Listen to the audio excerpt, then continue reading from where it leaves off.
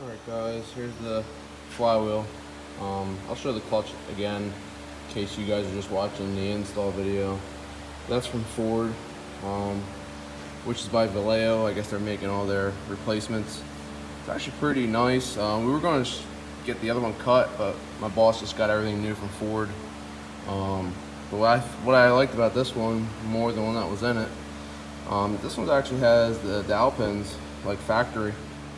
They go right in here, and you can see over here the aftermarket one doesn't have any dowel pins on it. So I mean, I don't know how critical that is, but it definitely helps to make sure everything's aligned as best as it can be. There's the new disc, there's the old disc, 4-spring with dampeners, little springs over there, 3 big springs with springs inside. And then, like I said in the other video, there's the material of the old one, 1/2 inch wider all the way around, roughly. There's the old pressure plate, old draw-out bearing. It also came, the new flywheel also came with the pilot bearing already pressed in. So, in case you guys don't have a Ford dealer, or you want to buy online, or maybe they're giving you a hard time finding the parts, that's the flywheel part number from Ford. And let's see if there's a clutch number here for you guys.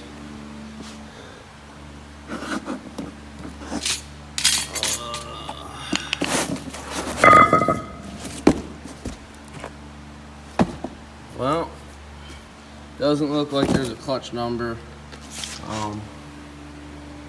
There's a number right there for the disc, and there's the number there for the pressure plate. Maybe that'll cross-reference to the kit, but for some reason I'm not seeing any numbers on the box it came in. So, alright guys, got the flywheel in. Just got 2 bolts in there now. Make sure it's all the way seated. Line up your dowel pin and your plate here. Lip facing out. There's like a lip here. And then make sure everything's clean as it can be. Use some like brake clean. And then when you put the bolts in, use a little bit of a thread locker on them. It could be blue, red, whatever you have. It don't really matter. Well, I just put at least something on it. You know, you need a little bit with a line like that. Just throw them in, get them all started, run them all in. I don't know the torque spec. I just use an impact so it feels right. You can always look up the torque spec if you want to torque them down with a torque wrench. That's solely up to you. I never have one come out or fall apart from using just an impact on them. You know, just use your judgment. Usually that's good enough. You want the surface as clean as possible. Use some brake clean. Wipe these off. Same thing with this. I already wiped that down. Brake clean. Spray it off. Clean as it can be.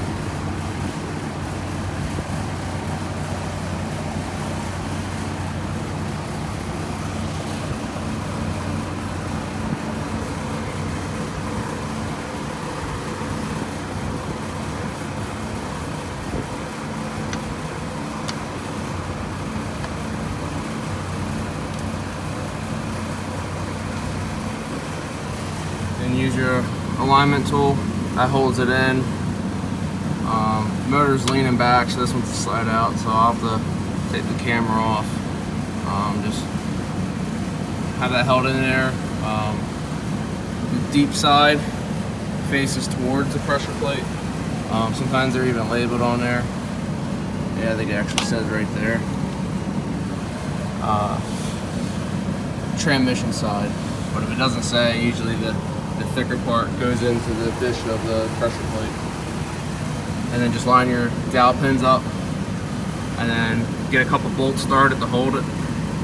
And then same thing with those, put a little bit of Loctite on all of them. Alright guys, ran into a little hold up here. This is the filing day now. Finally getting this back in. The bolts that hold the pressure plate on were wrong. So if you take yours apart and you have an aftermarket clutch set up in there, like a Luke brand or whatever brand, they switch the bolts to standard thread.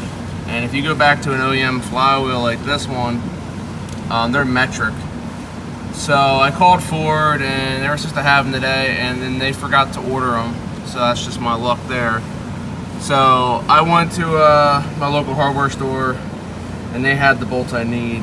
So if you need new bolts for your OEM flywheel, or you're going back to an OEM flywheel and you need bolts and Ford can't get them, or you don't want to wait, we need this truck back by tomorrow, so I couldn't wait. So I went to my local hardware store and they had them. There's the size you would need. It's a M8 by 1.25 and then 25 for the length. These are grade 10.9, so they're plenty strong. They have a nice flange on them. Here's the bolt. And they screw in here perfectly. So they'll work just fine. A little Loctite on them and we're back in business now. Alright, pressure plates in, guys. Those bolts work perfect. When you put it in, get all of them started and then just work your way around, kind of like a star pattern. Take it in evenly. Before you go to like run it in, if this is still a little loose, just wiggle this around, push it up a little bit, and then snug everything out. So when you're done, this should just like slide in and out like nothing. So if it does that, that's dead on. So the tranny should slide right in. When you go to put the tranny back in, put a little grease or some kind of lubricant on your dowel pins. It'll just help. I already put it on the transmission side. And also have your transmission in gear. So when you get it up here, you can move the tail shaft in the back where the dry shaft bolts to it, and it'll help you line up your input shaft. And it's just slide right in, and then just put your bolts in. 4 long ones on each side, and your 2 short ones go up top. Alright guys, trans is back in. I don't know if you can see, I didn't show a removal video, but it's kind of the same, just backwards. But those are this one here and this one here. Those are your 2 long bell housing bolts, and the one all the way up top there, I don't know if you can see it, that's your 3rd bolt. They're short. I'll go to the other side and give you a visual of those. And then, like I said, putting this back in, your slave cylinder, you just line up the notches here with these. You just push it back in and then turn it and see how it locked.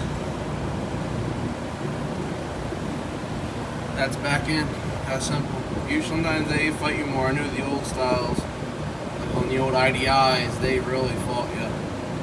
But this style doesn't really fight you as much, so that's kind of nice. So that's back in.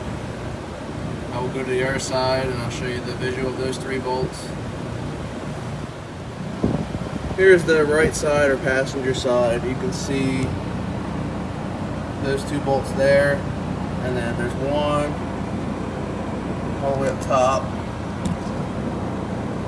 don't know if you can see it. It's right there. It's hard to see on this side because the exhaust is in your way. But those are the 3. bolts on passenger side. So it's back in, they're all tight. Now let's get the starter on. In my removal video, I showed, told you guys there's 3 bolts. Get over here.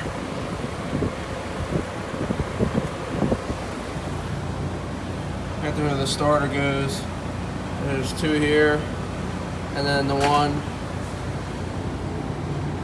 up top there. So starter back in, cooler lines back on, cross member back in, dry shift PTO. And that's all I wrote for this clutch job. Also guys, on the top of your shifter part here, this boot's torn. That's gonna cause an oil leak for sure. I got a new one here from Ford. There's the part number. So if you guys need one, or go order online or need a part number, there's that.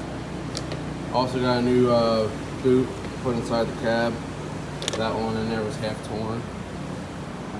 That part number should be over here. Yeah, it's right here.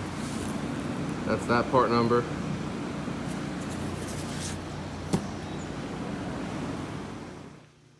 Alright guys, got the tranny all back in. It's good to go now. Hope this video helps somebody if they have any questions or never done it before. Also another trick for this, since you have everything apart, it's a good time to change the transmission fluid that's in it. They usually just call for regular ATF. They hold right around 6 quarts.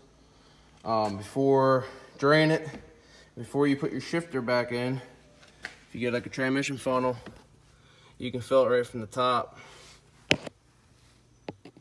instead of going through the side plug. That's a pain in the butt doing it that way. So you can just do it right through the top before you put your shifter back in. Like I said, I think they hold right around 6 quarts. I know there's 2 different 6-speed models.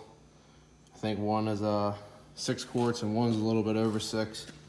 You can look at the side of the transmission to see which one you have. But even if you put a half quart extra in these transmissions, it won't hurt them. So even if you're unsure, put 6.5 in it and you'll be good to go. So, alright. Well, thanks for watching. If you have any questions, anything I missed, maybe I might have the answer to, comment. Like the channel if you would like, subscribe. And that's about it. Thank you guys.